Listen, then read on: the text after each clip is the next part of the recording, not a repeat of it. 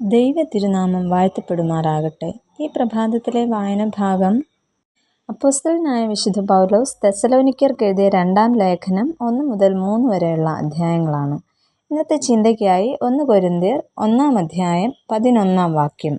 നിങ്ങളുടെ ഇടയിൽ പിണക്കമുണ്ടെന്ന് ക്ലോവയുടെ ആളുകളാൽ എനിക്ക് അറിവ് കിട്ടിയിരിക്കുന്നു.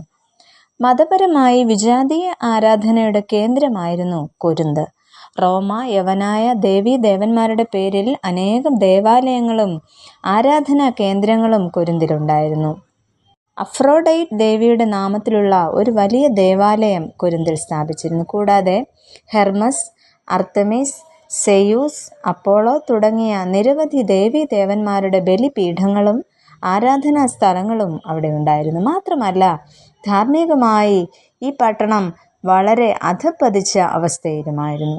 ബൗദ്ധികമായും സാമ്പത്തികമായും വ്യാവസായികമായും കൊരിന്ത് പട്ടണം മുൻപന്തിയിലായിരുന്നു. കൂടാതെ വിവിധ സംസ്കാരങ്ങളുടെ ഒരു സമ്മിശ്ര രൂപവും ഇവിടെ വളർന്നു വന്നിരുന്നു. ഈ പട്ടണത്തിലായിരുന്നു വിശുദ്ധ പൗലോസ് അപ്പോസ്തലൻ സഭ സ്ഥാപിച്ചത്. ഈ സഭയിലെ ഒരു ക്രിസ്തീയ വനിതയായിരുന്നു ക്ലോവ. ക്ലോവ എന്ന പേരിൻ്റെ അർത്ഥം തളിരില എന്നതാണ്. ക്ലോവയെക്കുറിച്ച് അല്പമായി നമുക്ക് ചിന്തിക്കാം. ഒന്നാമതായിട്ട്, പ്രശ്നപരിഹാരത്തിന് താൽപ്പര്യപ്പെടുന്ന വിശ്വാസി. സഭ പ്രശ്നങ്ങളിൽ ജാഗ്രതയുള്ളവളായിരുന്നു ക്ലോവ. പൗലോസ് കൊരിന്ത് വിട്ടതിനു ശേഷം എഫെസോസ് വഴി യെരുശലേമിലേക്കും അവിടെ നിന്ന് അന്ത്യോക്യയിലേക്കും മടങ്ങിപ്പോകുന്നു. തുടർന്ന് കൊരിന്ത് സഭയിലെ വിവിധ പ്രശ്നങ്ങളെക്കുറിച്ചുള്ള അറിവ് വിശുദ്ധ പൗലോസിന് ലഭിക്കുന്നു.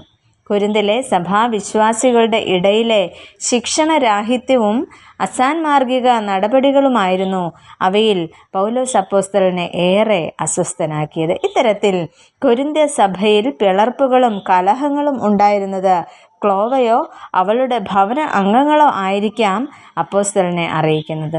കുറിവാക്യത്തിൽ നമ്മൾ കേട്ടതുപോലെ 1 കൊരിന്ത്യർക്ക് എഴുതിയ ലേഖനം 1-ാം അധ്യായം 11-ാം വാക്യത്തിൽ കാണുന്നത്, സഹോദരന്മാരെ, നിങ്ങളുടെ ഇടയിൽ പിണക്കമുണ്ടെന്ന് ക്ലോവയുടെ ആളുകളാൽ എനിക്ക് അറിവ് കിട്ടിയിരിക്കുന്നു എന്നാണ്. സഭയ്ക്കുള്ളിലെ വിഷയങ്ങൾ മറച്ചു വയ്ക്കാതെ സധൈര്യം പറയുവാനുള്ള മനസ്സ് ക്ലോവയ്ക്ക് ഉണ്ടായിരുന്നു. സഭയുടെ മുന്നോട്ടുള്ള വളർച്ചയെയും ക്ഷേമത്തെയും മുൻകൂട്ടി കാണുന്ന ഈ വിശ്വാസി പ്രശ്ന പരിഹാരത്തിന് താൽപ്പര്യപ്പെടുകയാണ് ഇതിലൂടെ ചെയ്യുന്നത്. രണ്ടാമതായിട്ട്, ആത്മീയ തീക്ഷ്ണതയുള്ള വിശ്വാസി. കൊരിന്തിലെ സഭയിൽ കക്ഷി രാഷ്ട്രീയങ്ങൾ ഉടലെടുക്കുകയും ആത്മീയ തീക്ഷ്ണത നഷ്ടപ്പെടുവാനും തുടങ്ങിയ അവസരമായിരുന്നു ഇത്.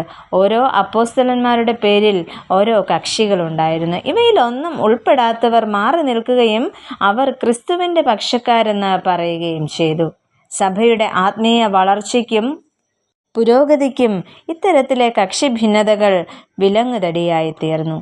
ഇതേക്കുറിച്ചുള്ള യഥാർത്ഥ റിപ്പോർട്ട് പൗലോസിന് എത്തിയത് ക്ലോവയിലൂടെ ആയിരുന്നു.